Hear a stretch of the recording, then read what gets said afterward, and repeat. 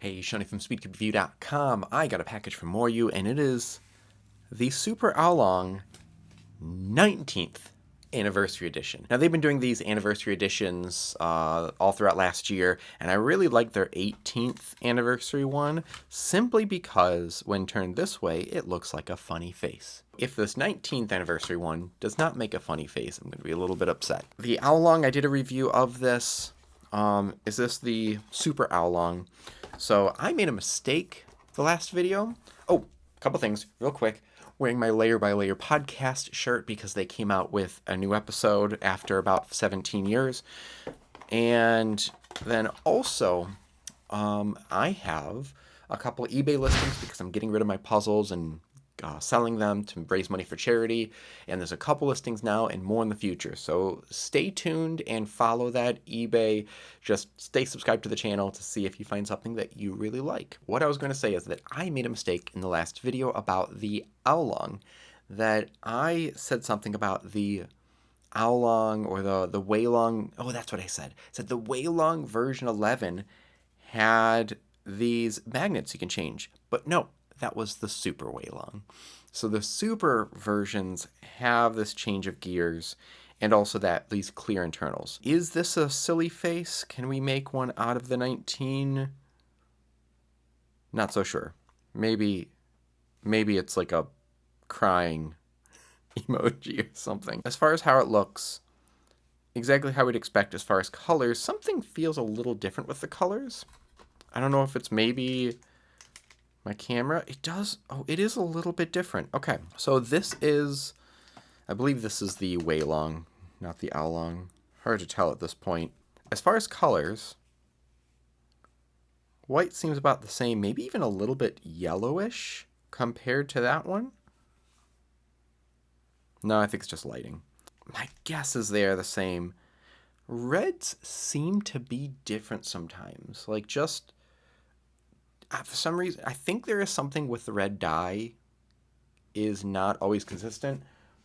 Where is it? For example, even this cube, the reds are slightly different if you look at them in different lights. And this was a dark red. Adjustable corner pieces, clear internals, which are legal to use at competition. That's another mistake that I've made in the past. I assume they weren't because you can technically, from under the piece, see what color it is. And to me, that means it's, not allowed, but no one's making a stink about it. Now, I don't think the clear internals makes any real difference in turning.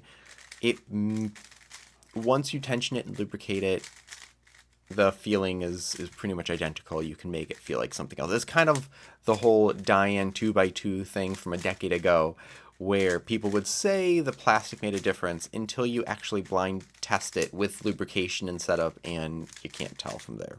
Ooh, that was fast. Yeah, messed something up. Didn't know how to do that in the right way. Okay. Yeah, it's fast. Let's tension it a bit. My camera's a little bit higher for my face camera, and I'm using something slightly different. Hopefully it doesn't mess things up. Let's talk about how to tension this. What do these tensions... Ooh! Oh, they have alternate springs. So with this, you have springs or maglev, whatever you prefer. That's nice to have. Any other accessories? And we have our guide. But let's talk about how to tension this. I might splice this to a separate video because tensioning systems are not always super straightforward. Okay, clockwise rotates the tensions corresponding to the level of the number of the inner spot. So the one that matches up there. Then counterclockwise adjusts the elasticity. What that is saying is that there's a little notch. Where is it at? There. There's a notch right here in the plastic. Hard to see with the clear plastic, but there's a notch there. And as I turn clockwise, that number goes up. So we go from 3 to 4 to 5 to 6 to 7 to 8. And that is how far the center is from here. So if I set these all to 1, so this puts it really flexible as far as center travel is what I like to call it. The center travel is how far it moves out this way, which makes it really easy to take a piece out, much easier to have it corner twist. Let's tighten this. I'm just going to put them all to 4. 1, 2, 3, 4. Actually, that puts it at 5. 2, 3, 4, 5. Now, if I go counterclockwise, this space moves, but the orange part underneath does not. And that's how compressed the springs or the magnets are. So again, if I set them to 1, I'm just going to feel it. There we go. It just snaps back down. What that will do now, it's only going to pull apart a certain distance, because that's what that center travel is. That's the first thing I did. But how hard it springs back, and technically how slow it can be, because when you make really compressed springs, it'll be tighter. This is on the loosest setting. So if I tighten the compression, that's going counterclockwise for Moryu, and that's the inner number, which it's not always inner number for other companies. When I go counterclockwise, that's going to be how tight the springs are, or the maglev. And the closer they are, the more the cube wants to stay in a certain shape and snap back.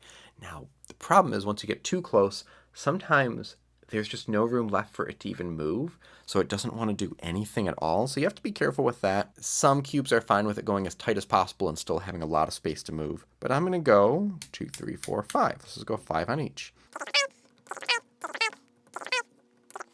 And what we'll see now, if we look at this, where the gap is, that number 5 there, if we can even see it, this is considered the elasticity. This is how much it will want to snap back and how compressed those springs are and make it stay in a more cube shape. And because it's more compressed, it might even be a little bit slower. Outer number that should match up with the bump that's here, and yep, it's on both sides. That is the center travel, and the higher the number, the tighter that is. It can be really confusing. If you're doing a bunch of different puzzles and you have a lot of different ones, there's different ways of tensioning it. If you know one, that is fine. But now, this only pulls apart that much.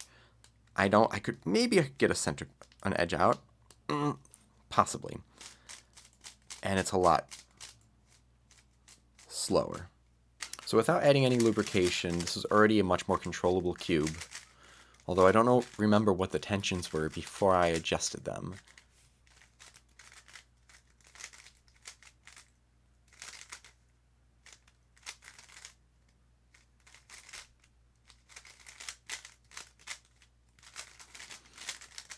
Okay, so as far as any upgrade new puzzle, not really anything super new, but you get the adjustment of the corner magnets, you get the clear internals, you get this new logo that no other cube has at the moment,